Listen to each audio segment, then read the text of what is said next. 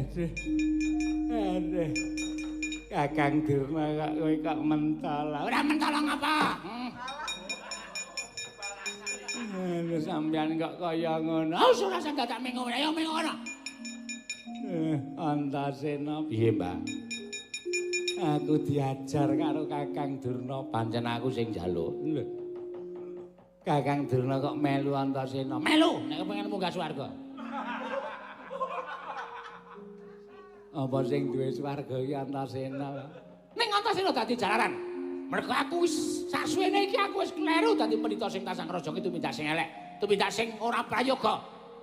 Mula wis ora ana gunane serban ketuku putih yen tumindakku tansah ngobah-obah katentreman.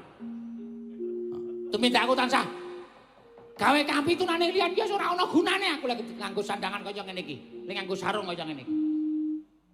Mula aku eling Dik Pate, aku eling aku mbiyen teko ning tanah Jawa kuwi dadi pendhita sing awet, dadi pendhita becik. Ning mergo srawung karo sampeyan kula mang jlomprong-jlomprongke, kula mang jorok-joroke supaya tumindak sing elek. Kanthi pawadan kula wis entuk derajat pangkat saka anak Prabu Duryudana. Oh, kabramanane Bekantana ora dituku karo derajat lan pangkat. Bener, Mbak. 100. Iya.